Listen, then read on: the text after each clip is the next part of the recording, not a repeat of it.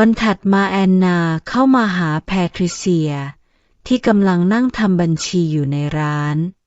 เราต้องคุยกันแอนนาพูดด้วยน้ำเสียงหนักแน่นคุยเรื่องอะไรฉันยังยุ่งอยู่แอนนาดึงเก้าอี้มานั่งตรงหน้าเธอฉันรู้ว่าคุณเครียดแต่การแก้ปัญหาด้วยวิธีเดิมๆที่คุณเคยทำในอดีตมันใช้ไม่ได้อีกแล้วคุณคิดว่าฉันควรทำยังไง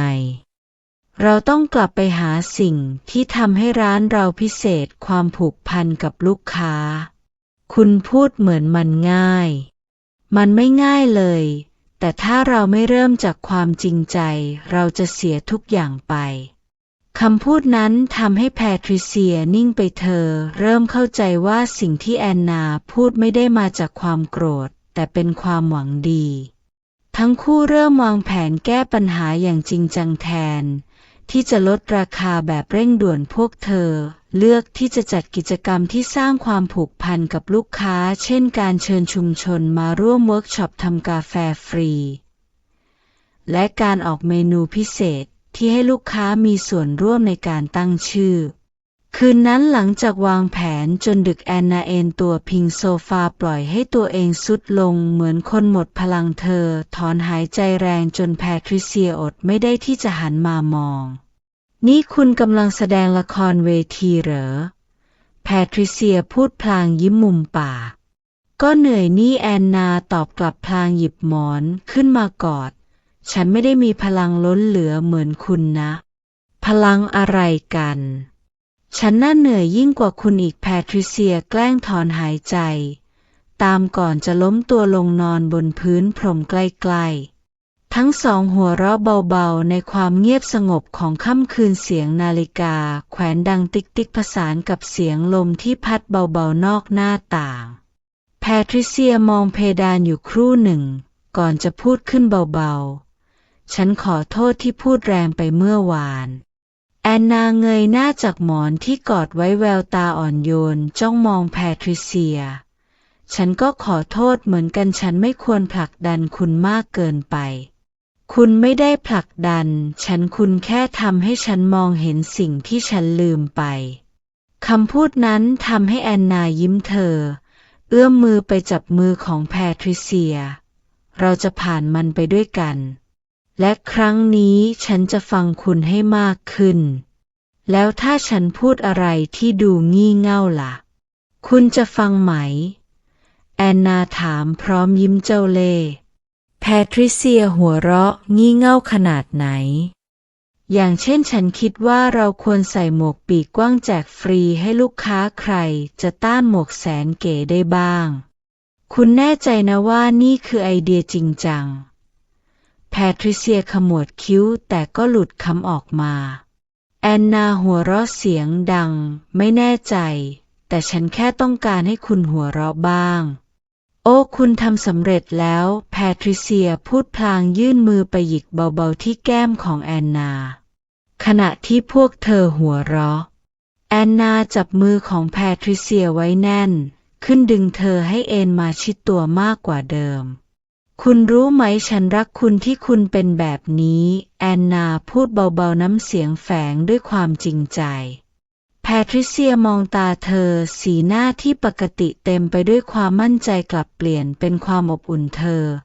ค่อยๆโน้มตัวเข้าไปใกล้ริมฝีปากของเธอสัมผัสกับริมฝีปากของแอนนาในจังหวะที่นุ่มนวลจูบนั้นไม่ได้เริ่มต้นด้วยความเร่าร้อนแต่แฝงไปด้วยความรู้สึกที่ลึกซึ้งราวกับทั้งสองพยายามบอกสิ่งที่คำพูดไม่สามารถสื่อได้มือของแอนนาเลื่อนขึ้นไปสัมผัสเส้นผมของแพทริเซียอย่างแผ่วเบาขณะที่แพทริเซียค่อยๆดันตัวแอนนาให้นอนราบลงบนโซฟาคุณรู้ไหมคุณทำให้ฉันอยากหยุดเวลาไว้ตรงนี้แพทริเซียกระซิบเบาๆข้างใบหูของแอนนาแอนนาหัวเราะเบาๆถ้างั้นก็หยุดคิดเรื่องร้านไปสักพักแล้วอยู่กับฉันตอนนี้รอยยิ้มของแพทริเซียกว้างขึ้นก่อนที่จูบครั้งใหม่จะเริ่มต้นคราวนี้เต็มไปด้วยความร้อนแรงและการปลดปล่อยความเครียดที่กดทับพวกเธอมานาน มือของทั้งสองคนสอบประสานกันอย่างแนบแน่นความใกล้ชิดครั้งนี้ไม่ได้เป็นแค่การแสดงความรักแต่เป็นการยืนยันว่าไม่ว่าปัญหาจะหนักหนาเพียงใดพวกเธอจะก้าวผ่านมันไปด้วยกันหลังจากเวลาผ่านไปแพทริเซียและแอนนานอนเอนพิงกันอยู่บนโซฟาเสียงหายใจของทั้งสองแผ่วเบาฉันคิดว่าคืนนี้เป็นคืนที่ดีที่สุดในรอบหลายเดือนแพทริเซียพูดเพราะเราไม่ได้แค่แก้ปัญหาแต่เรากลับมารักกันมากกว่าเดิมแอนนาเสริมพร้อมมอบจูบเล็กๆที่หน้าผากของแพทริเซียขอบคุณที่อยู่ข้างฉันเสมอทั้งสองหลับไปในอ้อมกอดของกันและกันทิ้งความกังวลไว้เบื้องหลังพร้อมที่จะเผชิญหน้ากับวันใหม่ด้วยพลังและความรักที่มากกว่าเดิมเช้าวันใหม่เริ่มต้นด้วยกลิ่นหอมของกาแฟที่อบอวลไปทั่วร้านแพทริเซียยืนอยู่หน้าบอร์ดไม้กระดานดำเธอจดรายการงานที่ต้องทำสำหรับอีเวนต์พิเศษที่พวกเธอวางแผนไว้เราจะแบ่งพื้นที่ตรงนี้ให้กลายเป็นมุมศิลปะและตรงมุมหน้าต่างฉันจะจัดเป็นมุมวาดภาพสดแอนนาพลางใช้ช็อกสีเขียนไอเดียของเธอลงบนบอร์ดคุณแน่ใจเหรอว่ามันจะดึงดูดลูกค้าได้แพทริเซียถามขมวดคิ้วเล็กน้อยแน่ใจสิเราไม่ได้แค่ขายกาแฟแต่เรากำลังขายประสบการณ์ที่ลูกค้าจะจดจำแอนนาตอบด้วยน้ำเสียงมั่นใจทั้งคู่เริ่มวางแผนจัดงานอีเวนต์ภายในร้านโดยเน้นทีมศิลปะในแก้วกาแฟพวกเธอเชิญศิลปินท้องถิ่นมาจัดแสดงผลงานพร้อมทั้งมีการสาธิตการทำลาเต้อาร์ตสำหรับลูกค้า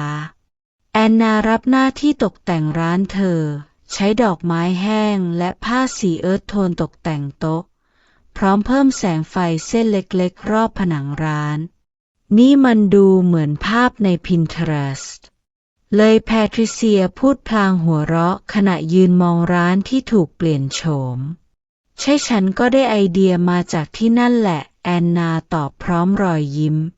เมื่อวันงานมาถึงร้านกาแฟที่เคยเงียบเหงากลับคึกคักไปด้วยผู้คนเสียงหัวเราะและการสนทนาดังขึ้นทั่วร้านเด็กๆสนุกกับการลองวาดภาพบนถ้วยกระดาษในขณะที่ผู้ใหญ่หลงไหลในผลงานศิลปะที่จัดแสดงนี่เป็นไอเดียที่ดีที่สุดของคุณแพทริเซียพูดกับแอนนาขณะที่พวกเธอยืนอยู่หลังเคาน์เตอร์ฉันก็แค่หวังว่ามันจะทำให้ลูกค้ายิ้มได้แอนนาตอบพลางยื่นถ้วยกาแฟที่มีลายลาเต้อาร์ตรูปหัวใจให้ลูกค้าคนหนึ่งหลังจากวันงานสิ้นสุดลงลูกค้าหลายคนโพสต์ภาพถ่ายจากอีเวนต์ในโซเชียลมีเดียพร้อมแนะนำร้านให้เพื่อนๆของพวกเขาบางคนถึงกับส่งข้อความมาขอบคุณสำหรับบรรยากาศที่อบอุ่นและความสร้างสรรค์ที่ร้านนำเสนอคุณเห็นยอดไลค์ในโพสต์ล่าสุดของเราหรือยังแอนนาพูดขณะเลื่อนดูโทรศัพท์แพทริเซียยิ้มฉันไม่อยากจะเชื่อเลยว่าแค่วันเดียวจะเปลี่ยนทุกอย่างได้ขนาดนี้ในคืนเดียวกันหลังจากร้านปิดความเงียบสงบเข้ามาแทนที่เสียงจอแจของวันอันแสนวุ่นวายแสงไฟจากหลอดไฟเส้นเล็กที่แอนนาแขวนไว้รอบร้านส่องแสงสลัวให้บรรยากาศอบอุ่นและโรแมนติกแอนนาทิ้งตัวลงนั่งข้างแพทริเซียบนโซฟาเล็กๆก่อนจะเอนหัวลงมาซบไหล่ของเธอฉันเหนื่อยจังแน่นอนสิคุณทำงานหนักทั้งวันแพทริเซียตอบพลางหัวเราะเบาๆงั้นคุณนวดให้ฉันหน่อยสิแอนนาพลางยื่นแขนให้แววตาเป็นประกายเจ้าเล่ห์ถ้าคุณไม่ทำฉันอาจจะลุกไม่ขึ้นพรุ่งนี้นะแพทริเซียมองแอนนาสายหน้าเล็กน้อยคุณนี่ขี้อ้อนที่สุดแต่เธอก็ยื่นมือไปบีบไหล่ของแอนนาเบาๆแบบนี้พอไหมแอนนาเอียงศีรษะขึ้นมามองเธอยังไม่พอค่ะแต่ฉันให้ผ่านคุณรู้ไหมฉันไม่ได้ภูมิใจแค่ในตัวร้านของเรา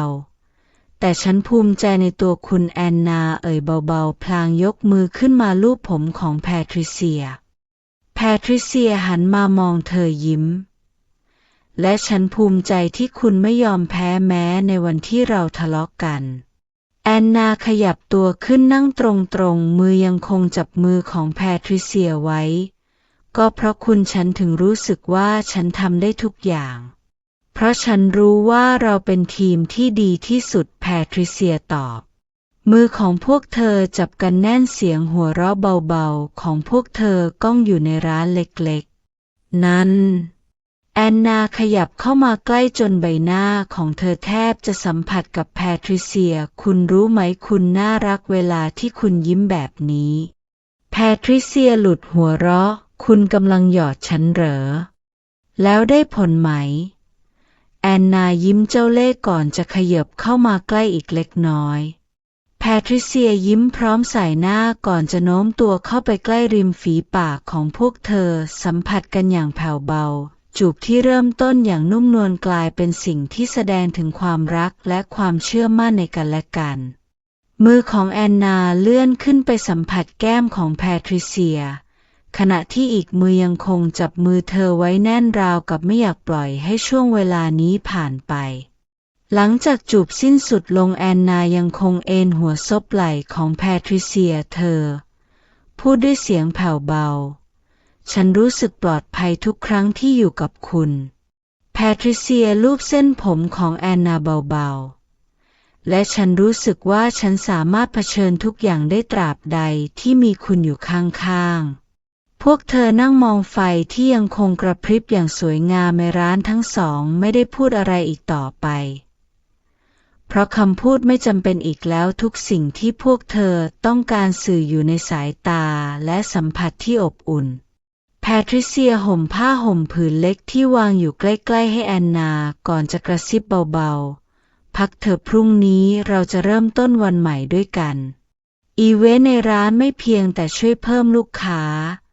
แต่ยังทำให้พวกเธอได้เรียนรู้ว่าการร่วมมือกันคือหัวใจสำคัญของความสำเร็จเราควรจัดกิจกรรมแบบนี้อีกบ่อยๆนะแพทริเซียพูดพลางเอนตัวลงนอนบนโซฟาแน่นอนฉันมีไอเดียอีกเพียบคุณต้องพร้อมนะแอนนายิ้มเจ้าเล่ห์พร้อมเสมอถ้าฉันมีคุณเช้าวันหนึ่งแพทริเซียนั่งจ้องผนังด้านหนึ่งของร้านกาแฟเธอเอียงหัวเล็กน้อยก่อนจะขมวดคิ้วเหมือนกำลังครุ่นคิดคุณมองอะไรอยู่แอนนาเดินเข้ามาพร้อมถ้วยกาแฟในมือผนังนี่มันน่าเบื่อไปหน่อยไหมแพทริเซียตอบพลางใช้ปลายนิ้วชี้ไปที่พื้นผิวเรียบสีขาวแอนนายิ้มบางฉันว่าคุณเริ่มจริงจังเรื่องตกแต่งร้านมากขึ้นนะคุณมีไอเดียอะไรอยู่ในหัวอีกล่ะ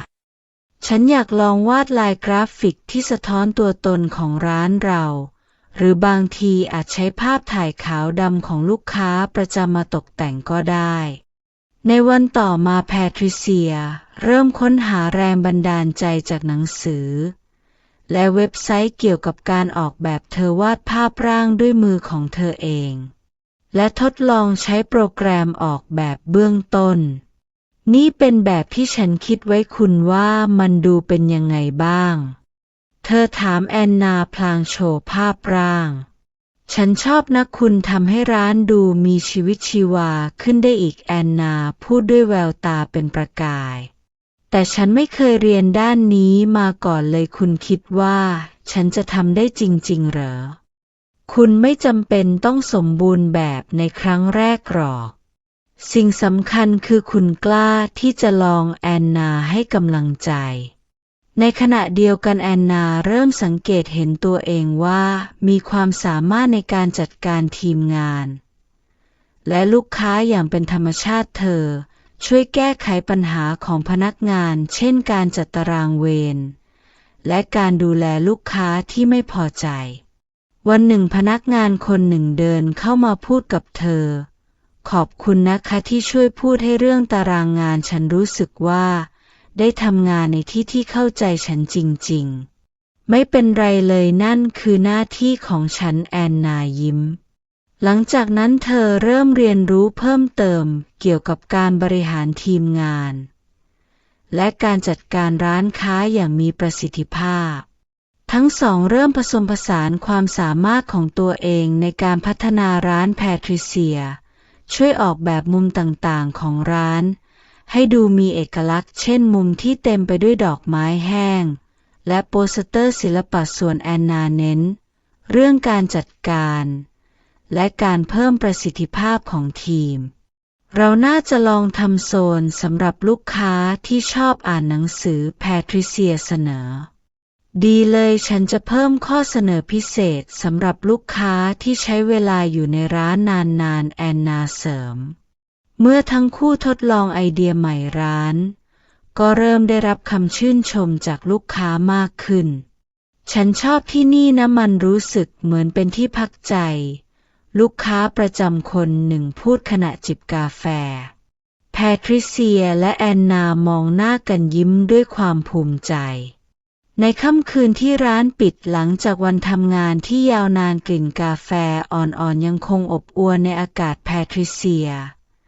และแอนนานั่งอยู่ที่มุมโปรดของร้านแสงไฟเส้นเล็กที่ห้อยตามผนังให้ความรู้สึกอบอุ่น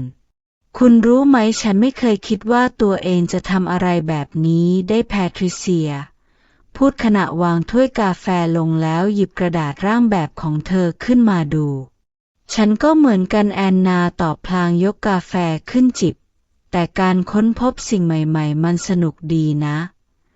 โดยเฉพาะเมื่อเราทำมันไปด้วยกันแพทริเซียยิ้มก่อนจะมองหน้าแอนนาอย่างจดจ่อฉันหมายถึงฉันยังไม่อยากเชื่อเลยว่าฉันออกแบบได้ดีขนาดนี้คุณคิดว่าฉันมีพรสวรรค์หรือเปล่าก็ไม่แย่นะแอนนาตอบด้วยน้ำเสียงล้อเลียนไม่แย่เหรอแพทริเซียทำหน้าตกใจแกล้งนี่ฉันอุตส่าห์ทำงานหนักทั้งวันแล้วคุณบอกว่าไม่แย่เหรอแอนนายิ้มกว้างวางแก้วกาแฟลงก่อนจะขยับเข้ามาใกล้ถ้าฉันบอกว่าคุณเก่งจนฉันอยากให้รางวัลคุณจะหายโกรธไหมรางวัลอะไรแพทริเซียถามด้วยสายตาสงสัยแต่แก้มเริ่มแดงระเรื่อแอนนาไม่ตอบเธอเพียงโน้มตัวเข้าไปใกล้จนปลายจมูกแทบแตกกันอาจจะเป็นแบบนี้แล้วเธอก็จูบเบาๆที่แก้มของแพทริเซียนี่คุณแกล้งฉันใช่ไหมแพทริเซียพูดพลางผลักแอนนาเบาๆเปล่าสักหน่อยฉันจริงจังนะแอนนาหัวเราะพร้อมทำหน้าตาล้อเลียนหลังจากหัวเราะกันสักพักแอนนาก็เอนตัวกลับมาพิงโซฟาพลางมองเพดานคุณรู้ไหมแพทริเซียบางทีฉันว่าคุณเป็นคนที่จริงจังมากเกินไปจริงจังเหรอใช่คุณดูเหมือนคนที่วาดภาพอนาคตไว้หมดแล้วแต่ลืมสนุกกับตอนนี้แพทริเซียหยุดคิดก่อนจะยิ้มบางทีคุณอาจจะพูดถูกงั้นฉันมีวิธีช่วยแอนนาก่อนจะหยิบกาแฟของเธอขึ้นมาเราเล่นเกมกันใครดื่มกาแฟหมดก่อนชนะแต่ถ้าใครแพ้ต้องทำอะไรก็ได้ที่อีกคนสั่งคุณคิดว่าเกมนี้แฟร์เหรอฉันรู้ว่าคุณดื่มเร็วแน่นอนสิเพราะฉันอยากให้คุณยิ้มมากกว่านี้หลังจากเล่นเกมกันจนหัวเราะแทบหมดแรงพวกเธอก็นั่งมองร้านที่เงียบสงบอีกครั้งแพทริเซียจับมือของแอนนาไว้มองหน้าเธออย่างจริงจังคุณทำให้ฉันรู้ว่าการเปลี่ยนแปลงไม่ใช่สิ่งที่ต้องกลัวแต่เป็นสิ่งที่เราควรตื่นเต้นกับมันแอนนายิ้มมืออีกข้างของเธอแต่เบาๆที่แก้มของแพทริเซียและคุณทำให้ฉันเชื่อว่าความสำเร็จไม่ได้อยู่ที่ปลายทางแต่มันอยู่ในทุกๆวันที่เราได้ทำสิ่งที่เรารักและอยู่กับคนที่เรารักแพทริเซียโน้มตัวเข้าไปใกล้แอนนาสายตาของเธอเต็มไปด้วยความอ่อนโยนฉันคิดว่าคุณอาจเป็นสิ่งที่ดีที่สุดที่เคยเกิดขึ้นในชีวิตฉันแอนนาหัวเราะเบาๆและคุณเพิ่งค้นพบเหรอบางทีฉันอาจจะช้าไปหน่อยแต่ฉันก็ยินดีที่ค้นพบพวกเธอจูบกันอีกครั้งคราวนี้ไม่ได้มีเพียงความอ่อนโยนแต่ยังเต็มไปด้วยความรู้สึกที่สื่อว่าไม่ว่าวันพรุ่งนี้จะเป็นอย่างไรพวกเธอจะก้าวไปด้วยกันค่ำคืนนั้นจบลงด้วยการที่พวกเธอเอนตัวพิงกันหลับตาในอ้อมกอดที่อบอุ่นเสียงนาฬิกา และแสงไฟที่กระพริบเบาๆเป็นพยานในช่วงเวลาที่เต็มไปด้วยความรักและความหวังเช้าตรู่ในวันหนึ่งเสียงกริ่งประตูร้านดังขึ้นอย่างต่อเนื่องลูกค้าทยอยเข้ามานั่งจับจองที่นั่งในคาเฟ่สาขาที่2บรรยากาศที่เคยเงียบเหงาตอนเปิดร้านแรกๆกลับกลายเป็นชีวิตชีวาแพทริเซียยืนอยู่หลังเคาน์เตอร์มองเห็นลูกค้าประจำที่นั่งพูดคุยกันอย่างออกรสชาติบางคนจิบกาแฟพร้อมเปิดโน้ตบุ๊กทำงานบางคนอ่านหนังสือในมุมสงบคุณดูภูมิใจนะแอนนาเดินเข้ามาใกล้พร้อมถ้วยกาแฟในมือคุณไม่คิดเหรอว่ามันเหมือนปาฏิหาริย์แพทริเซียตอบดวงตายังจับจ้องไปที่บรรยากาศในร้านไม่หรอกแอนนายิ้มมันคือผลลัพธ์จากความพยายามของเราสาขาที่2ของคาเฟ่เริ่มกลายเป็นศูนย์รวมของชุมชนท้องถิ่นลูกค้าเริ่มรู้สึกผูกพันกับร้านเหมือนเป็นส่วนหนึ่งของชีวิตวันหนึ่งคุณยายคนหนึ่งเดินเข้ามาพร้อมหลานชายวัย5 ขวบเธอพูดกับแอนนาขณะจ่ายเงินฉันชอบมาที่นี่นะมันไม่ใช่แค่ร้านกาแฟแต่มันเหมือนบ้านหลังที่2คำพูดนั้นทำให้แอนนายิ้มอย่างปลื้มปริ่มเธอรีบเล่าให้แพทริเซียฟังคุณเห็นไหมสิ่งที่เราสร้างกำลังมีความหมายสำหรับคนอื่นแพทริเซียพยักหน้ามันมากกว่าที่ฉันคาดหวังไว้ลูกค้าประจำบางคนเริ่มแชร์เรื่องราวเกี่ยวกับร้านในโซเชียลมีเดียพวกเขาโพสต์ภาพลาเต้อาร์ตที่สวยงามภาพมุมร้านที่ตกแต่งด้วยโคมไฟวินเทจและต้นไม้เล็กๆพร้อมเขียนคำบรรยายที่เต็มไปด้วยความรู้สึกกาแฟที่นี่เหมือนเติมพลังให้เช้าวันใหม่และรอยยิ้มจากพนักงานก็เหมือนของขวัญประจำวันไม่นานโพสต์เหล่านี้เริ่มถูกแชร์และกดไลค์มากมายร้านคาเฟ่กลายเป็นกระแสในโลกออนไลน์ลูกค้าใหม่ๆหลั่งไหลมาที่ร้านเพื่อสัมผัสประสบการณ์ที่พวกเขาได้ยินมาวันหนึ่งโทรศัพท์ในร้านดังขึ้นฮัลโหลนี่คือคาเฟ่ที่เป็นกระแสใน TikTok ใช่ไหมคะฉันขอจองโต๊ะล่วงหน้าได้ไหมแอนนามองหน้าแพทริเซียก่อนจะหลุดหัวเราะเราดังแล้วนะการที่ร้านได้รับความนิยมเพิ่มขึ้นทำให้ทั้งคู่ต้องปรับตัวพวกเธอจ้างพนักงานเพิ่มและเริ่มวางแผนจัดการระบบในร้านให้มีประสิทธิภาพมากขึ้นเราควรให้พนักงานทุกคนผ่านการอบรมเกี่ยวกับการสร้างประสบการณ์ที่ดีให้ลูกค้าแอนนาเสนอและฉันอยากเพิ่มเมนูพิเศษที่ให้ลูกค้าได้มีส่วนร่วมตั้งชื่อเมนูใหม่หรือโหวตเมนูประจำสัปดาห์แพทริเซียเสริมร้านไม่ได้เป็นแค่จุดรวมตัวของลูกค้าแต่ยังกลายเป็นพื้นที่ที่เชื่อมโยงผู้คนในชุมชนหนึ่งในกิจกรรมที่พวกเธอจัดคือคืนแห่งการเล่าเรื่องที่เปิดโอกาสให้ลูกค้าเล่าเรื่องราวของตัวเองลูกค้าคนหนึ่งเล่าว่าเขาได้พบคู่ชีวิตของเขาที่ร้านนี้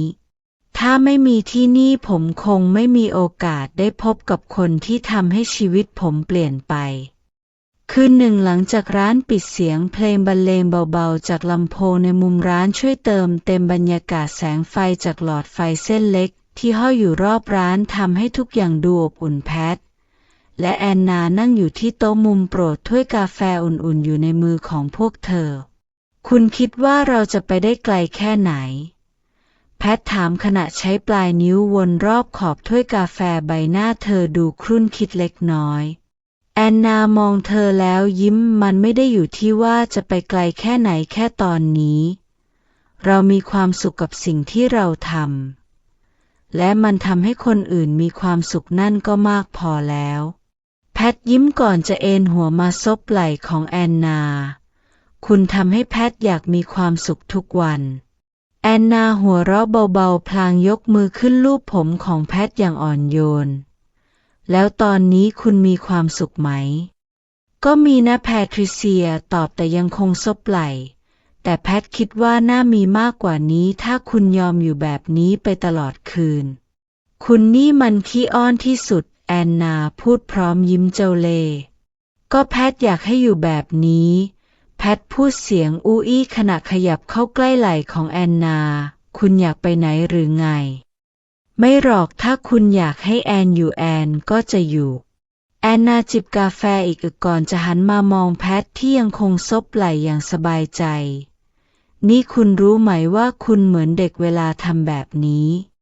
แพทเงยหน้ามองแอนนาใบหน้าของเธอยิ้มแย่ๆฉันไม่ได้เหมือนเด็กนะแค่อยากอ้อนคุณบ้างไม่ได้เหรอได้สิแอนนาพูดพร้อมหัวเราะเบาๆก่อนจะวางแก้วกาแฟลงและดึงแพทเข้ามากอดถ้างั้นแพทพูดพลางหลับตาคุณต้องสัญญาว่าจะไม่ทิ้งแพทไปไหนอีกเลยใครบอกว่าแอนจะไปแอนนากระซิบใกล้ๆหูคุณนี่คิดมากเกินไปแล้วแพทยิ้มขณะที่มือของเธอกุมมือของแอนไว้แน่นก็คุณทำให้แพทกลัวว่าอะไรจะเปลี่ยนไปแต่ตอนนี้แพทรู้แล้วว่าแอนไม่เคยปล่อยแพททั้งสองนั่งอยู่อย่างนั้นในความเงียบสักพักเสียงนาฬิกาแขวนบนผนังดังเบาๆเป็นจังหวะเดียวกับลมหายใจของพวกเธอแอนนาโน้มตัวเข้าใกล้ก่อนจะจูบที่หน้าผากของแพทคุณรู้ไหมความสำเร็จของเราไม่ได้อยู่ที่ตัวเลขแต่มันอยู่ที่ความรู้สึกของคนที่เข้ามาในร้านของเราและของคุณที่อยู่ในใจแอนแพทหลุดหัวเราะเบาๆนี่คุณกำลังจีบแพทอีกแล้วใช่ไหมจีบสิแล้วมันได้ผลไหมแพทเงยหน้าขึ้นสบตาเธอมากกว่าที่คุณคิดจบค่ำคืนด้วยความหวานละมุนที่ทำให้โลกทั้งใบของพวกเธอเหมือนหยุดหมุนเหลือเพียงเสียงหัวใจที่เต้นเป็นจังหวะเดียวกันเช้าวันหนึ่งแพทได้รับจดหมายจากที่บ้านจะหน้าซองด้วยลายมือที่เธอคุ้นเคยเธอหยุดชะงักเล็กน้อยเมื่อเห็นชื่อพ่อแม่ตัวเองคุณดูเหมือนเห็นผีแอนนาพูดขณะกำลังชงกาแฟก็ใกล้เคียงนี่จดหมายจากพ่อกับแม่แอนนาชะงักพ่อกับแม่เขียนมาว่าอะไรแพทเปิดจดหมายและเริ่มอ่านข้อความเสียงของเธอแผ่วเบาลงเรื่อยๆพ่อกับแม่ต้องการให้แพทกลับไปช่วยธุรกิจของครอบครัวธุรกิจที่แพททิ้งมาแพทเคยเติบโตมาในครอบครัวมหาเศรษฐีแต่หลังจากความล้มเหลวทางการเงินพ่อแม่ของเธอต้องดิ้นรนเพื่อรักษาธุรกิจที่เหลืออยู่แพทเลือกที่จะเดินออกมาเริ่มต้นชีวิตใหม่ด้วยตัวเองและห่างเหินกับครอบครัวตั้งแต่นั้นมาพ่อแม่เคยบอกว่าไม่มีแพทก็อยู่ได้เธอพูดน้ำเสียงเจือด้วยความขมขื่นแต่ตอนนี้พ่อแม่ต้องการให้แพทกลับไปแอนนั่งลงข้างๆแล้วคุณคิดว่ายังไงแพทไม่รู้แพทมีชีวิตของแพทที่นี่มีคุณมีร้านของเราวันต่อมาพ่อแม่ของแพทมาที่ร้านโดยไม่แจ้งล่วงหน้าพ่อกับแม่นั่งอยู่ที่โต๊ะมุมหนึ่งในร้านที่ดูโดดเด่นกว่าลูกค้าคนอื่นเราอยากคุยกับลูกพ่อของเธอเริ่มด้วยน้ำเสียงที่นิ่งสงบแต่แฝงไปด้วยความจริงจังแล้วอะไรทำให้พ่อแม่คิดว่าตอนนี้แพทพร้อมจะฟังพ่อกับแม่ต้องการความช่วยเหลือแม่ของเธอพูดตรงๆธุรกิจของครอบครัวกำลังจะล่มสลายและพ่อกับแม่รู้ว่าแพทมีความสามารถพอที่จะช่วยแพทมีชีวิตของตัวเองที่นี่แต่ที่นี่มันไม่ใช่สิ่งที่ครอบครัวเราตั้งใจสร้างพ่อของเธอพูดนี่คือร้านกาแฟเล็กๆที่ไม่มีอนาคตใหญ่โตเท่าที่เธอสมควรได้รับคำพูดนั้นเหมือนมีดกรีดลงกลางใจแพทหลังจากพ่อแม่ของเธอจากไปแพทเดินกลับมาที่เคาน์เตอร์เธอดูเงียบผิดปกติพ่อกับแม่พูดอะไรแอนถามขณะวางถ้วยกาแฟลงตรงหน้าเธอพ่อกับแม่แค่อยากให้แพทกลับไปแล้วคุณจะไปไหมแพทเงียบไปครู่หนึ่งก่อนจะตอบเบาๆแพทไม่รู้แพทรู้ว่าพ่อกับแม่ต้องการแพทแต่แพทก็ไม่อยากทิ้งที่นี่คืนนั้นทั้งคู่กลับมาที่บ้านและนั่งคุยกันตรงโซฟาเล็กๆ ฟังนะแพทแอนไม่อยากให้คุณต้องเสียใจทีหลังแอนเริ่มถ้าคุณรู้สึกว่าการกลับไปช่วยครอบครัวคือสิ่งที่คุณควรทำแอนจะอยู่ข้างคุณเสมอแต่แพทกลัวว่าถ้าแพทกลับไปทุกอย่างที่เราสร้างมาจะพังไม่มีอะไรพังหรอกถ้าเรายังมีความเชื่อมั่นในกันและกันวันต่อมาแพทยืนอยู่หน้าสำนักงานเก่าของครอบครัวเธอสูดลมหายใจลึกมองป้ายบริษัทที่เคยเป็นสัญลักษณ์แห่งความรุ่งเรืองของครอบครัวแต่ตอนนี้กลับดูซีดจางเธอผลักประตูเข้าไปอย่างมั่นใจภายในห้องประชุมพ่อและแม่ของเธอนั่งรออยู่บรรยากาศอึมครึมเต็มไปด้วยความเงียบลูกมาแล้วเหรอพ่อของเธอพูดโดยไม่เงยหน้าขึ้นจากเอกสารแพทนั่งลงตรงข้ามดวงตาของเธอเต็มไปด้วยความมุ่งมั่นแพทคิดเรื่องที่พ่อกับแม่ขอร้องแล้วแม่ของเธอเงยหน้ามองสายตาเต็มไปด้วยความคาดหวังแพทพร้อมจะช่วย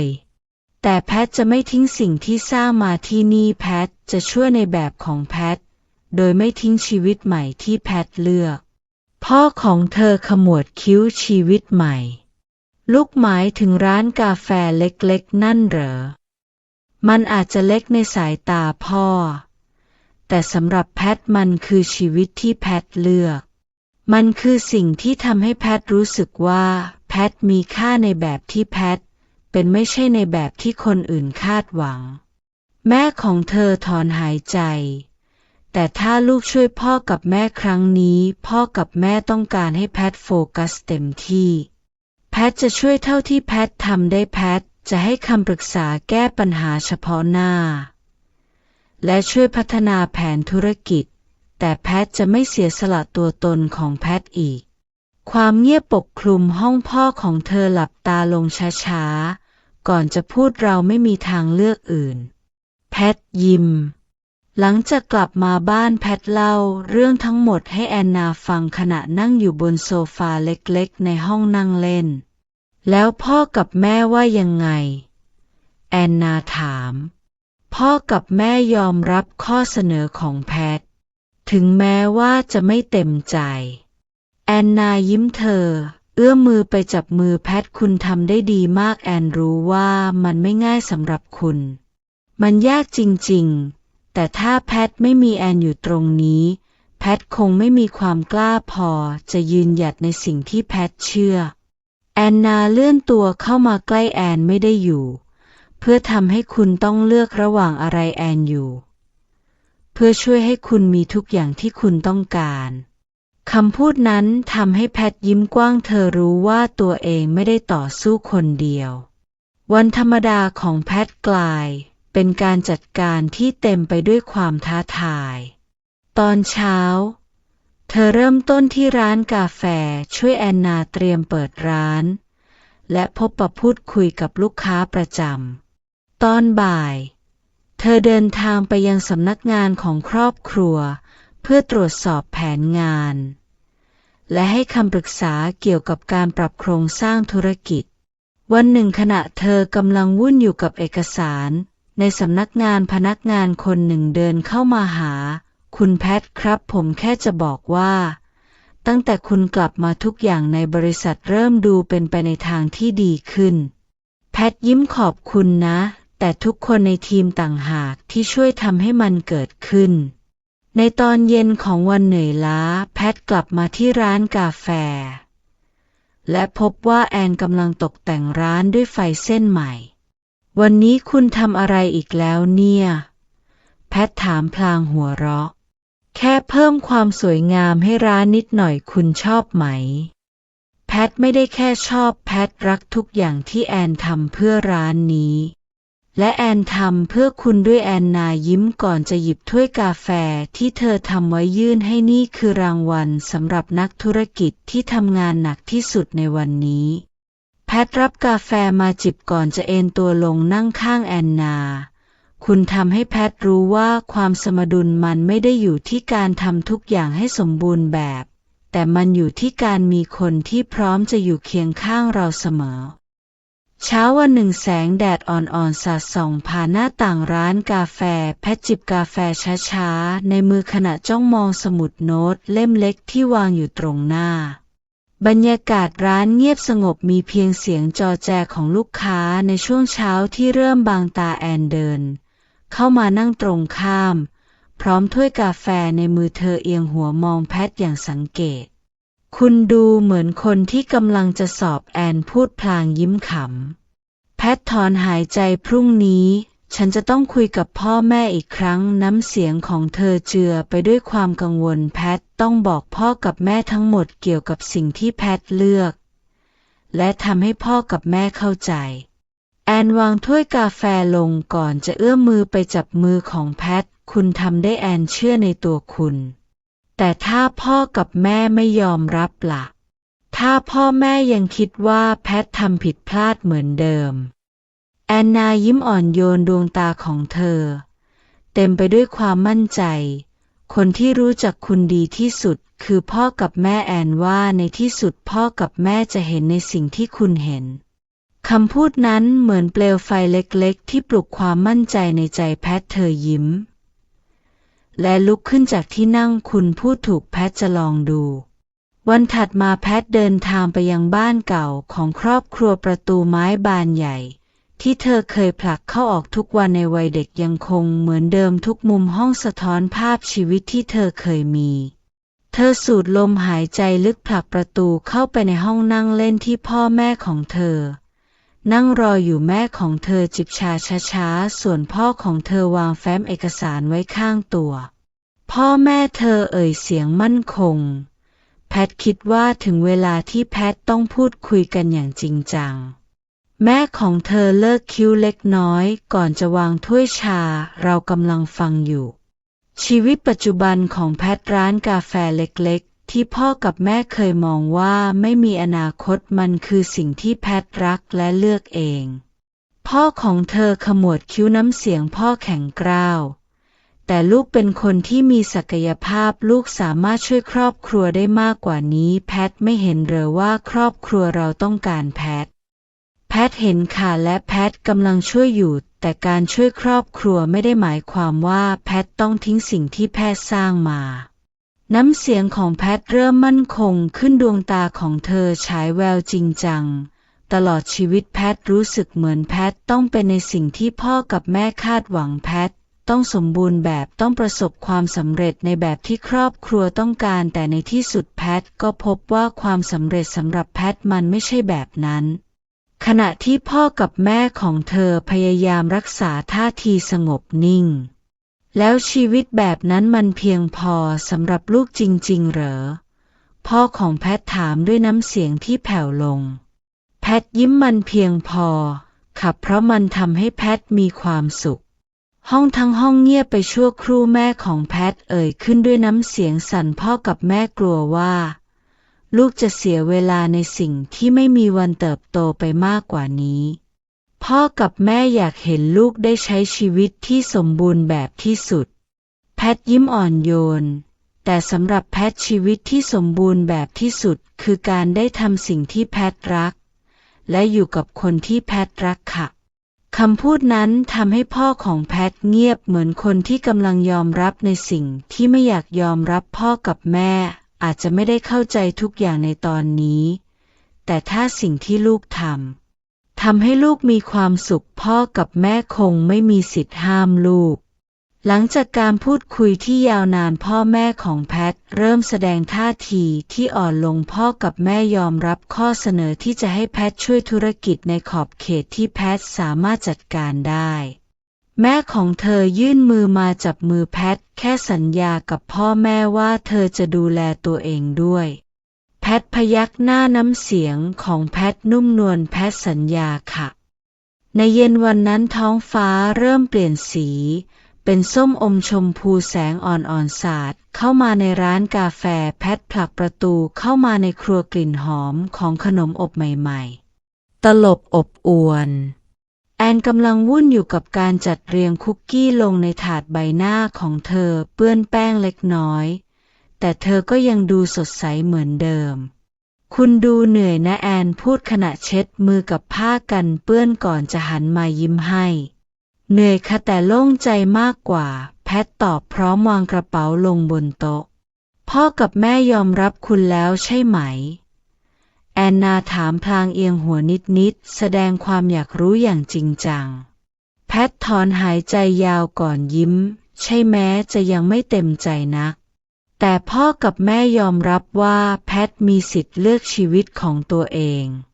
แอนนายิ้มกว้างดวงตาของเธอเต็มไปด้วยความภูมิใจเธอเดินเข้ามาใกล้และดึงแพทเข้ามากอดคุณเก่งที่สุดแล้วแพทพิงตัวกับแอนอย่างอ่อนแรงก่อนจะพูดเสียงอู้อี้ในอ้อมกอดขออยู่แบบนี้สักพักได้ไหมแพทเหนื่อยมากจริงๆได้สิแอนพูดพร้อมลูบหลังแพทเบาๆแต่ถ้าแพทหลับไปแอนจะทิ้งแพทไว้ตรงนี้นะคุณกล้าเหรอแพทเงยหน้ามองพร้อมขมวดคิ้วเล็กน้อยไม่กล้าหรอกค่ะแอนนาแกล้งยิ้มคุณดื้อแบบนี้ใครจะกล้าทิ้งคุณแพทหัวเราะเบาๆก่อนจะกระซิบคุณต้องปลอบแพทอีกหน่อยนะแพทยังเครียดไม่หายเลยแอนยิ้มเจ้าเล่ห์แอนใช้นิ้วเกลี่ยผมที่ปกหน้าของแพทงั้นเดี๋ยวแอนทำขนมที่คุณชอบให้แต่คุณต้องช่วยแอนล้างจานทีหลังนะหลังจากพูดคุยกันแอนหยิบถ้วยช็อกโกแลตร้อนมาวางตรงหน้าแพทดื่มนี่สิจะได้รู้สึกดีขึ้นแพทจิบเล็กน้อยก่อนจะเงยหน้ามองแอนนารู้ไหมแอนไม่ได้ทำให้แพทรู้สึกดีแค่เพราะเครื่องดื่มหรอกแล้วอะไรล่ะแอนถามขณะนั่งลงข้างๆเพราะคุณอยู่ตรงนี้คำพูดนั้นทำให้แอนเขินจนแก้มแดงแอนยื่นมือไปแตะแก้มแพทเบาๆก่อนจะพูดคุณนี่ขี้อ้อนเหมือนเด็กเลยแล้วคุณชอบเด็กคนนี้ไหมล่ะแพทถามพร้อมรอยยิ้มมุมปากถ้าแอนไม่ชอบแอนจะอยู่ตรงนี้เหรอแอนตอบก่อนจะโน้มตัวเข้าไปใกล้ริมฝีปากของเธอแต่เบาๆที่หน้าผากของแพททั้งสองนั่งพิงกันในครัวเล็กๆแสงจากโคมไฟสีเหลืองอบอุ่นส่องกระทบใบหน้าของพวกเธอรู้ไหมแพทพูดเสียงเบาแพทไม่เคยคิดเลยว่าชีวิตจะพาแพทมาถึงจุดนี้จุดที่แพทมีทั้งคุณและสิ่งที่แพทรักแอนจับมือของแพทไว้แน่นแพทคู่ควรกับทุกสิ่งที่ดีอยู่แล้วคุณล่ะแอนก็รู้สึกว่าแอนโชคดีที่มีคุณแอนยิ้มก่อนจะวางหัวลงบนไหล่ของแพทตอนนี้เรามีทุกอย่างที่เราต้องการแล้วแพทยิ้มอย่างมีความสุขก่อนจะกระซิบถ้าแพทมีแอนอยู่เคียงข้างแพทพร้อมจะเผชิญทุกอย่างแอนเงยหน้ามองแพทจูบเบาๆที่แก้มของแพทและแอนจะอยู่ตรงนี้เสมอไม่ว่าจะเกิดอะไรขึ้นเช้าวันหนึ่งในร้านกาแฟแสงแดดลอดผ่านกระจกหน้าร้านแพทกำลังตรวจบัญชีรายรับรายจ่ายอยู่หลังเคาน์เตอร์ในขณะที่แอนเดินถือจดหมายซองหนึ่งเข้ามาสีหน้าของเธอตื่นเต้นคุณไม่มีทางเชื่อสิ่งนี้แน่แอนพูดพร้อมยื่นจดหมายให้แพทรับมาเปิดอ่านดวงตาของเธอเบิกกว้างเราได้รับเชิญให้เข้าร่วมเทศกาลอาหารใหญ่ของเมืองแอนพยักหน้าใช่ฉันได้ยินมาว่านี่เป็นงานที่มีคนจากทั่วเมืองมาร่วมและร้านที่ได้เข้าร่วมถือว่าเป็นที่ยอมรับในวงการอาหารและเครื่องดื่มเลยนะนี่มันเหลือเชื่อมากแพทพูดพร้อมรอยยิ้มที่เปี่ยมไปด้วยความภูมิใจในคืนนั้นทั้งคู่เริ่มวางแผนเมนูพิเศษที่จะนำเสนอในงานพวกเธอตัดสินใจว่ามันต้องสะท้อนตัวตนและเอกลักษณ์ของร้านเราต้องเริ่มจากสิ่งที่เราชอบที่สุดแอนพูดขณะนั่งอยู่ที่โต๊ะพร้อมกับกระดาษโน้ตกาแฟแน่นอนแพทตอบแต่ฉันอยากให้มันมีเรื่องราวด้วยเช่นการผสมผสานความเป็นตัวฉันและตัวคุณแอนนายิ้มกว้างงั้นเราลองคิดเมนูที่บอกเล่าความสัมพันธ์ของเราดีไหมฟังดูน่าสนใจหลังจากคิดอยู่นานพวกเธอก็ได้เมนูพิเศษ2 อย่างลาเต้ที่มี2 เลเยอร์สีเข้ม และสีอ่อนผสมผสานกันสื่อถึงความแตกต่างของพวกเธอที่อยู่ร่วมกันอย่างลงตัวเค้กที่มีลวดลายดอกไม้ที่แสดงถึงการเติบโตของความรักและความฝันวันก่อนงานทั้งคู่ใช้เวลาตลอดทั้งวันในครัวเพื่อทดลองและปรับปรุงเมนูให้สมบูรณ์แบบที่สุดคุณคิดว่าลูกค้าจะชอบไหมแอนถามขณะโรยน้ำตาลไอซิ่งบนเค้กแพทไม่รู้แพทตอบแต่สิ่งที่แพทรู้คือมันเต็มไปด้วยความตั้งใจของเราแอนยิ้มเธอเดินเข้ามาใกล้และวางมือบนไหล่ของแพทคุณรู้ไหมคุณทำให้ทุกอย่างที่ดูยากกลายเป็นเรื่องสนุกสำหรับแอนเสมอคืนหนึ่งในร้านกาแฟหลังจากที่ร้านปิดและพนักงานกลับกันหมดแล้วแอนนั่งจ้องแผนที่โลกที่เธอกางไว้บนโต๊ะกลางร้านในมือของเธอมีดินสอที่เธอหมุนไปมาอย่างครุ่นคิดคุณกำลังทำอะไร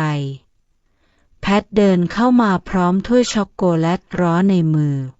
ฉันวาดฝันแอนตอบพร้อมรอยยิ้มเจ้าเล่ห์ฝันอะไรอีกล่ะแพทยิ้มก่อนจะนั่งลงข้างๆแอนชี้ไปที่แผนที่ฉันอยากให้ร้านของเราไม่ใช่แค่ที่นี่แต่กระจายไปทั่วประเทศและถ้าเป็นไปได้ไปทั่วโลกเลย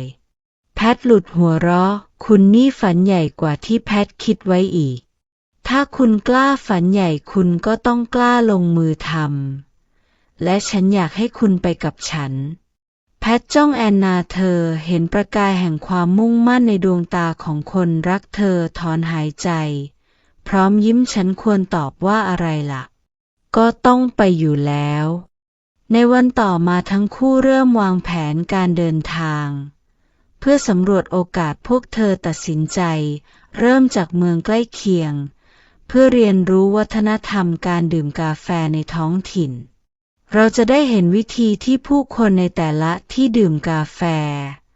และอาจหาแรงบันดาลใจใหม่ๆแอนพูดขณะจัดกระเป๋าเดินทาง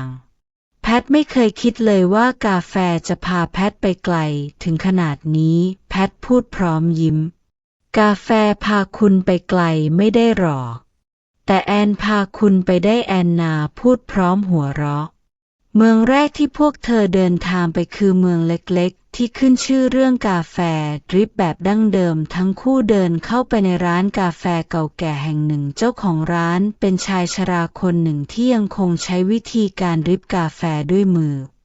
นี่เป็นวิธีที่ลุงเรียนรู้จากพ่อของลุงและพ่อลุงก็เรียนรู้จากพ่อของลุงอีกทีลุงพูดด้วยรอยยิ้มแอนมองด้วยความสนใจแอนชอบวิธีที่มันดูเรียบง่ายแต่มีเสน่ห์เพราะกาแฟไม่ได้เกี่ยวกับเครื่องมือแต่มันเกี่ยวกับหัวใจของคนที่ทำมันลุงพูดคำพูดนั้นทำให้ทั้งคู่สะท้อนใจพวกเธอเริ่มจดบันทึกไอเดียเกี่ยวกับการนำวิธีดริปแบบนี้ไปปรับใช้ในร้านของตัวเองเมืองต่อมาที่พวกเธอเดินทางไปเป็นเมืองใหญ่ที่เต็มไปด้วยร้านกาแฟแนวสมัยใหม่มีการใช้เทคโนโลยีทันสมัยและการออกแบบที่ดึงดูดสายตาที่นี่เหมือนโลกอีกใบเลยแพทพูดขณะมองรอบๆร้านกาแฟที่ใช้เครื่องดริปกาแฟแบบอัตโนมัติ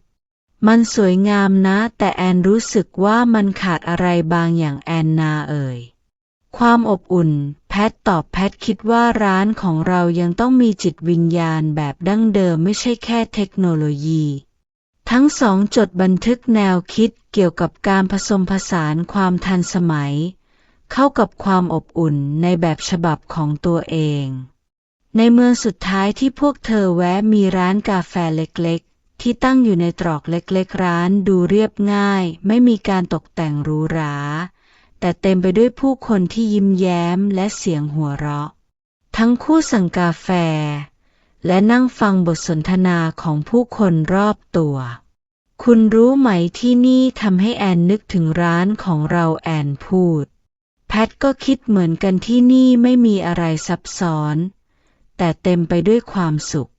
ทั้งคู่หันมามองหน้ากันพร้อมยิ้มอย่างเข้าใจ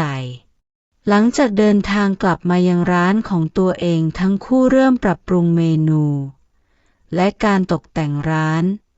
โดยผสมผสานสิ่งที่พวกเธอได้เรียนรู้จากการเดินทาง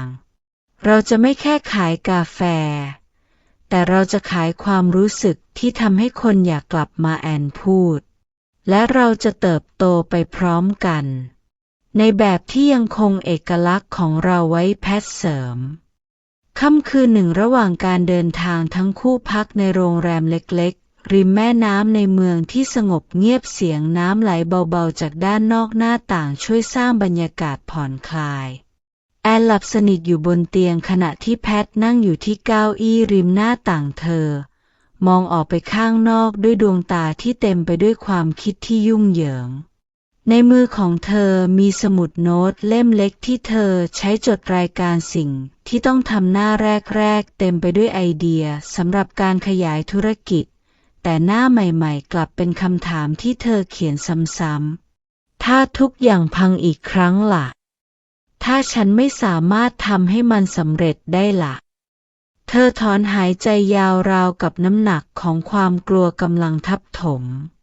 ในเช้าวันถัดมาขณะที่พวกเธอเดินสำรวจตลาดท้องถิ่นแพทดูเงียบผิดปกติแอนเริ่มสังเกตเห็นคุณโอเคไหมแอนถามขณะหยุดที่แผงขายดอกไม้โอเคค่ะแพทริตอบสั้นๆแต่ไม่ยอมสบตาแอนขมวดคิ้วเล็กน้อยก่อนจะดึงแพทไปนั่งที่ม้านั่งใต้ต้นไม้ใหญ่ไม่โอเคแบบนี้แอนไม่เชื่อคุณหรอกก็แค่แพทคิดถึงสิ่งที่เคยเกิดขึ้นในอดีตแพทเอ่ยออกมาช้าๆน้ำเสียงเธอแผ่วเบาอดีต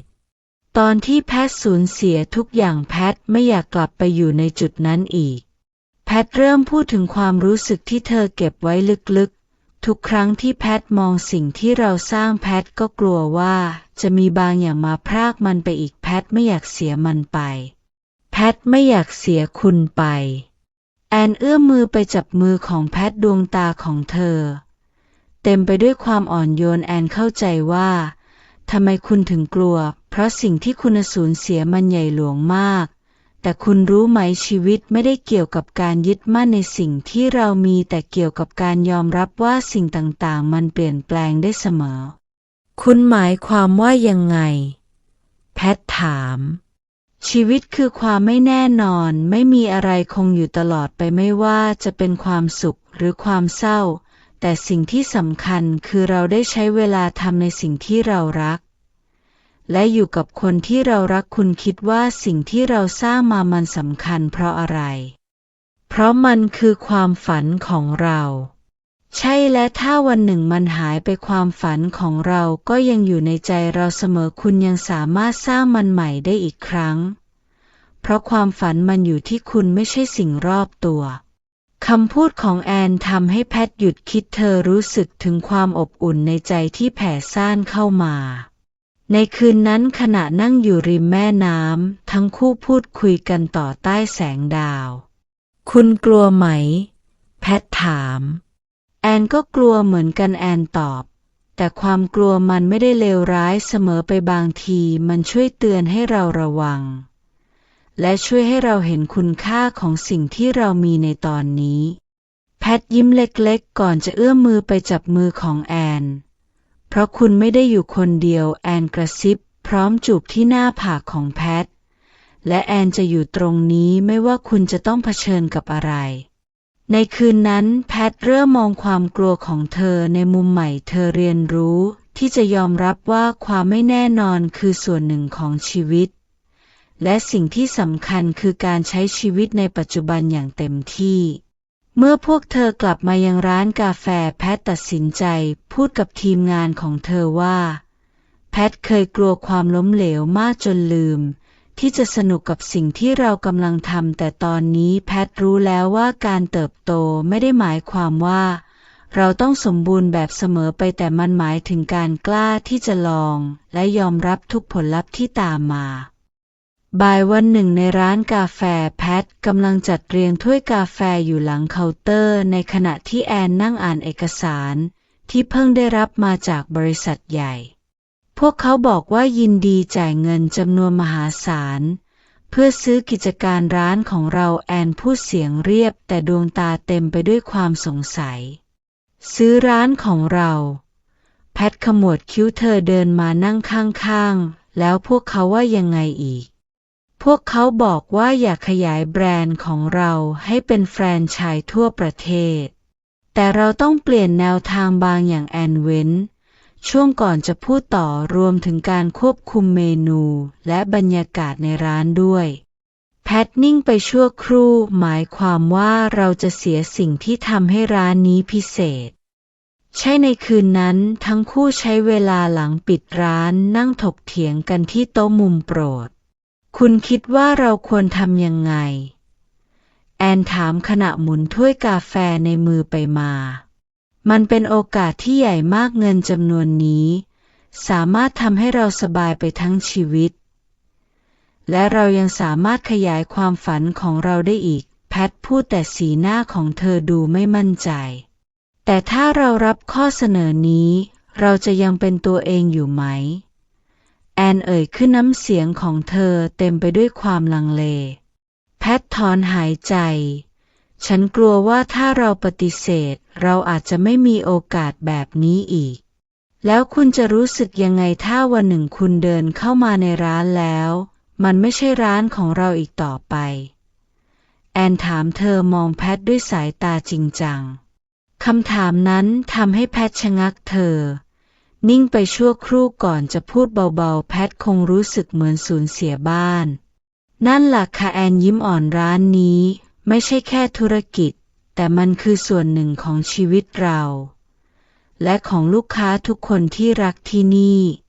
วันถัดมาพวกเธอนัดพบตัวแทนจากบริษัทที่ร้านกาแฟตัวแทนเป็นชายในชุดสูทเรียบหรูผู้มีท่าทีมั่นใจ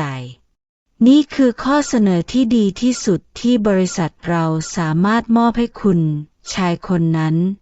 พูดขณะเลื่อนเอกสารสัญญามาให้พวกเธอแอนเปิดดูเอกสารก่อนจะพูดขึ้นเราเข้าใจข้อเสนอของคุณดีแต่มันมีบางอย่างที่คุณไม่เข้าใจชายคนนั้นเลิกคิ้วอะไรครับแพทพูดต่อจากแอนร้านนี้ไม่ใช่แค่ร้านกาแฟแต่มันคือความฝันของเรามันคือที่เราได้สร้างความสัมพันธ์กับลูกค้าและให้พวกเขาเป็นส่วนหนึ่งของสิ่งที่เรารักเราไม่สามารถแลกสิ่งนี้กับเงินหรือการขยายกิจการที่เสียตัวตนของเราไปได้แอนเสริมงั้นคุณจะปฏิเสธข้อเสนอที่ดีที่สุดในชีวิตของคุณชายคนนั้นถามใช่ค่ะพวกเธอตอบพร้อมกันหลังจากปฏิเสธข้อเสนอพวกเธอได้รับเสียงตอบรับที่หลากหลายจากคนรอบข้างบางคนชื่นชมความกล้าหาญในการรักษาตัวตนของร้านขณะที่บางคนมองว่าพวกเธอปล่อยโอกาสทองหลุดมือไปคุณคิดว่าเราตัดสินใจถูกไหมแพทถามในเย็นวันหนึ่งแอนไม่รู้ว่ามันถูกหรือผิดในสายตาคนอื่นแอนตอบแต่แอนรู้ว่าเราตัดสินใจถูกในสายตาของตัวเราเองพวกเธอตัดสินใจฉลองการตัดสินใจครั้งสำคัญนี้ด้วยการจัดงานเล็กๆในร้านลูกค้าประจำและเพื่อนสนิทถูกเชิญมาร่วมเฉลิมฉลองในงานแพทพูดกับทุกคนร้านนี้ไม่ได้เป็นแค่ร้านของเราแต่มันเป็นบ้านของทุกคนที่รักกาแฟและบรรยากาศที่อบอุ่นเราจะรักษาสิ่งนี้ไว้เสมอเสียงปรบมือดังขึ้นทั่วร้านพร้อมรอยยิ้มจากทุกคนหลังจากงานเฉลิมฉลองจบลงความเงียบสงบเข้ามาแทนที่บรรยากาศที่เคยเต็มไปด้วยเสียงหัวเราะและบทสนทนาแสงไฟเส้นเล็กๆที่ตกแต่งไว้รอบร้านยังคงส่องแสงนวลอบอุ่นแพทและแอนนั่งลงที่โต๊ะมุมโปรดถ้วยช็อกโกแลตร้อนวางอยู่ตรงหน้าแพทมองไปรอบๆร้านก่อนจะหันกลับมาถามคุณกลัวไหมว่าพวกเราจะพลาดโอกาสแอนยิ้มดวงตาเธอสะท้อนแสงไฟระยิบระยับไม่เลยเธอเอื้อมมือไปจับมือของแพทเพราะแอนรู้ว่าเรามีทุกอย่างที่เราต้องการอยู่แล้ว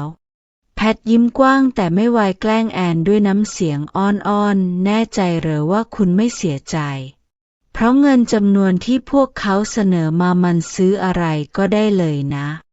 แอนหัวเราะเบาๆก่อนจะขยับเข้าไปใกล้เธอใช้ปลายนิ้วเกลี่ยเส้นผมที่ปรกหน้าของแพทออกอย่างอ่อนโยนใช้เงินซื้ออะไรก็ได้แต่เงินซื้อคุณไม่ได้และนั่นแหละสิ่งที่แอนต้องการที่สุดคำพูดนั้นทำให้แพทหน้าแดงเธอก้มหน้าพลางพูดพูดแบบนี้ฉันก็เขินสิคุณน่ารักเวลาที่คุณเขินนะรู้ตัวไหมแอนยิ้มเจ้าเล่ห์ก่อนจะยื่นหน้าเข้ามาใกล้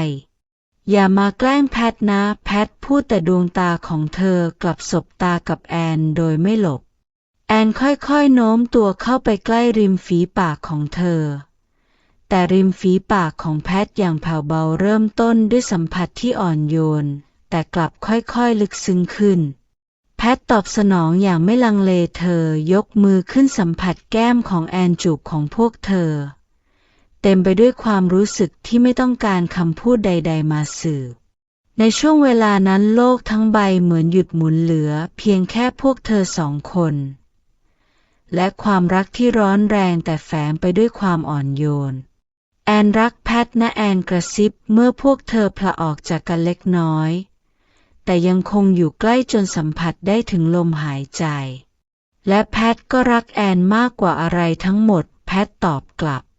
ทั้งคู่เอนตัวพิงกันแอนเอาหัวซบไหล่ของแพทขณะที่มือของพวกเธอยังคงกุมกันแน่นรู้ไหมแพทพูดเบาๆแพทเคยคิดว่าความสำเร็จคือการได้ทุกอย่างที่ต้องการแต่ตอนนี้แพทรู้แล้วว่ามันคือการมีแอนอยู่เคียงข้างแอนยิ้มและแอนก็รู้ว่าความสำเร็จของแอนไม่ได้วัดจากจำนวนร้านที่เรามีแต่มันวัดจากจำนวนวันที่แอนได้ใช้กับแพทพวกเธอนั่งอยู่อย่างนั้นในความเงียบสงบแสงไฟอ่อนๆและกลิ่นหอมของช็อกโกแลตร้อนเติมเต็มบรรยากาศรอบตัวความรักของทั้งคู่คือจิตวิญญาณที่หล่อเลี้ยงชีวิตและความฝันของพวกเธอร้านกาแฟแห่งนี้ไม่ใช่แค่สถานที่แต่คือสัญลักษณ์ของความรักที่พวกเธอสร้างขึ้นร่วมกันและความสำเร็จที่แท้จริงไม่ได้อยู่ที่ตัวเลขหรือชื่อเสียงแต่มันอยู่ในช่วงเวลาที่เรียบง่ายและเปี่ยมไปด้วยความสุขเช้าวันหนึ่งที่ร้านกาแฟขณะที่แสงแดดอ่อนๆสาดส่องเข้ามาในร้านแพทนั่งอยู่ที่โต๊ะพร้อมกับเอกสารบ้านหลังหนึ่งที่พวกเธอเพิ่งไปดูมาคุณคิดว่าเราควรจะทำไหมแพทถามพลางมองไปที่แอนกำลังถือแก้วกาแฟเธอยิ้มก่อนตอบแอนคิดว่ามันถึงเวลาแล้วที่เราจะมีที่ของเรา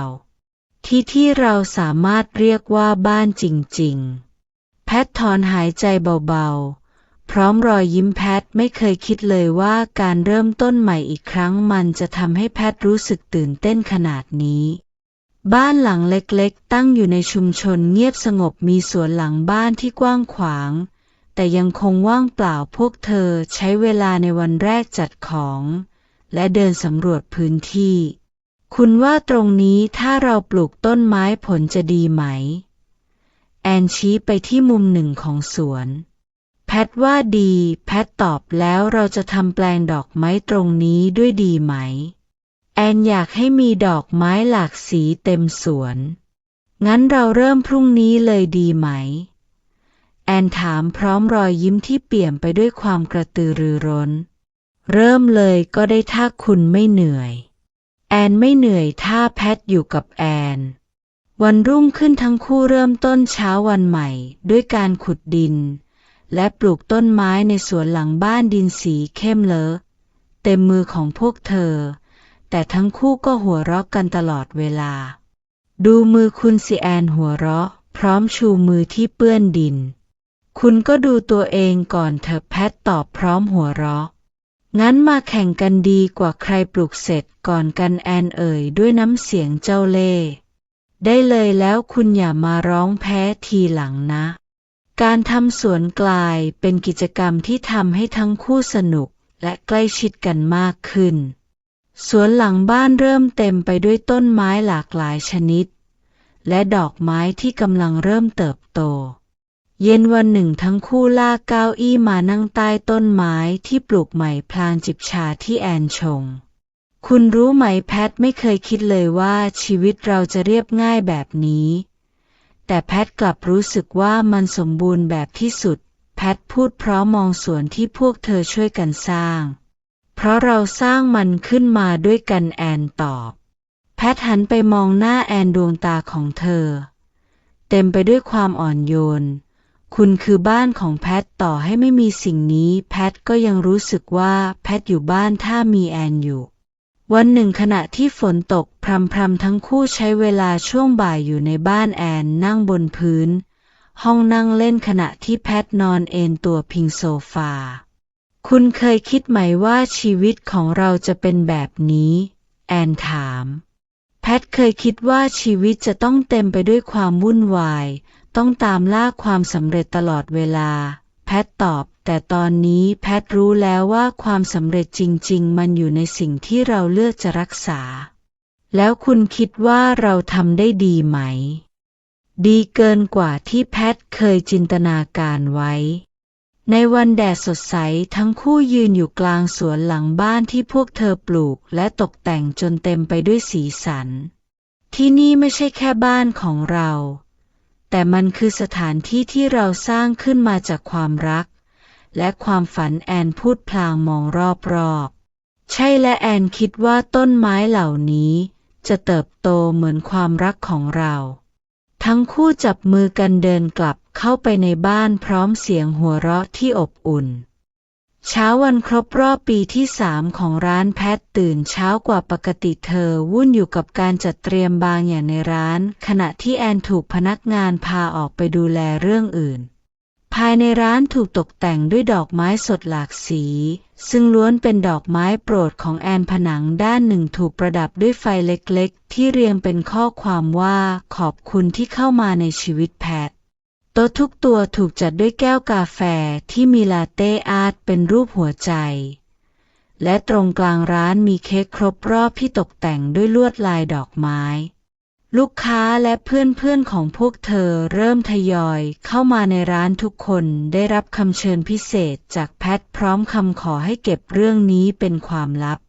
เมื่อแอนเดินกลับเข้ามาในร้านเธอหยุดชะงักทันทีที่เห็นบรรยากาศทุกคนยืนยิ้มและส่งเสียงปรบมือนี่มันแอนมองไปรอบๆด้วยดวงตาเบิกกว้าง